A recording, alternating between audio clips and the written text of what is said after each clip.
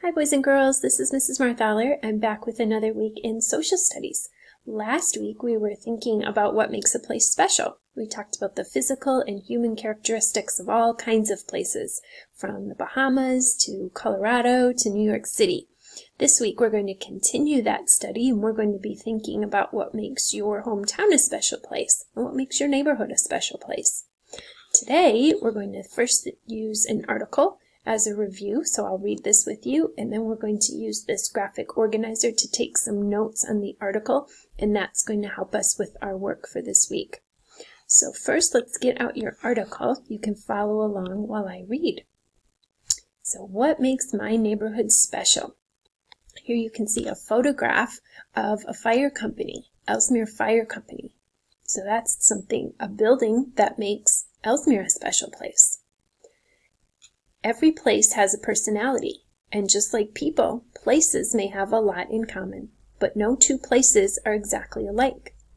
What makes a place special? What are the physical and human characteristics of your hometown? Physical characteristics are physical descriptions of your neighborhood. Is the soil sandy or rocky? Is the temperature warm or is it cold? Did important historical events occur there? Is it near a river or lake? What physical characteristics are most important or unique? Human characteristics are things that people have created in your neighborhood. What about the people? What language do they speak? What is the style of government? What do the houses and buildings look like? What are the economic activities? These are all human characteristics of a place. So that's a great review from things we talked about last week. And we're going to use that information in our graphic organizer and take some notes on things that we just learned. So if you pull up your graphic organizer, you can either type or you can just write it on a piece of paper. So we have physical characteristics on one side, human characteristics on the other. We're going to use our text evidence to write some things down here to help us remember for the rest of the week. Okay, so we have physical characteristics here. Physical descriptions of your neighborhood. Is the soil sandy or rocky? So let's start by writing that one down. When we're thinking about what makes a place special, we can think about the soil. Is it sandy or is it rocky? Go ahead and write that down, or you can type it later. Next, let's see, is the temperature warm or is it cold? That's another good thing to think about. The temperature. Is it warm or cold? Let's move on to this one. Is it near a river or a lake? Think about the water that's there. Is it near a river, a lake, or something we talked about last week? Maybe it's near an ocean. So what physical characteristics are most important or unique? Last week, we also talked about any plants that might be in this place that make it special. For example, are there oak trees or palm trees? Maybe there are ferns. It just depends on where you are. We talked about animals last week. What animals are there? Maybe there are deer that make it special, or elephants, or maybe some special kinds of snakes. Another thing we talked about last week were the landforms. Maybe this place has mountains, or hills, or prairies.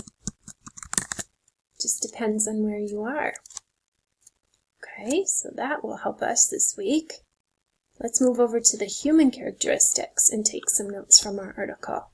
Human characteristics are things that people have created. So what about the people? What language do they speak? Let's start with that. Language is a human characteristic.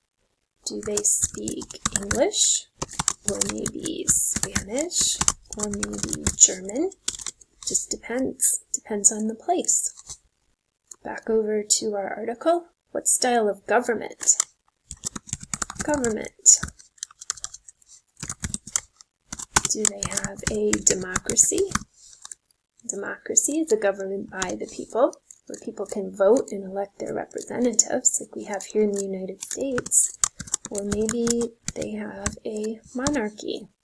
A monarchy is a government that's based on rule of a single person who achieved this position by heredity or through their family. Going back over to the article, what do the houses and buildings look like? So when you're looking at a place, you can look at the types of houses. Maybe they have ranch-style houses, or maybe Victorian style, or maybe there are even some castles. Just depends on where you are looking. Let's go next to the buildings that might be there. Do they have a post office? Or maybe they have a library? Or maybe there are office buildings or offices that are there. Okay, going back to the article, human characteristics, what are the economic activities? Let's add that.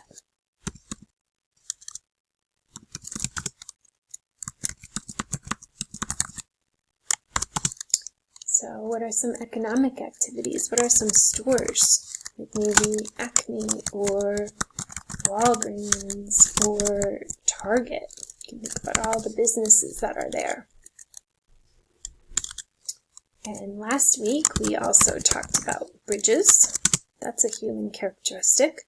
So different names of bridges might be the Brooklyn Bridge,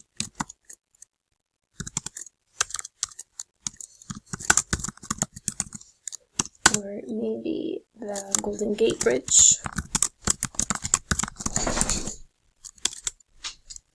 and last you can think about the culture of a place. Culture would include things like parades that they might have, or any festivals that might take place there. And all of these things are human characteristics of a place. So we're going to use these notes that you took this week when we think about what makes the place you live a special place, based on the physical and human characteristics of your hometown.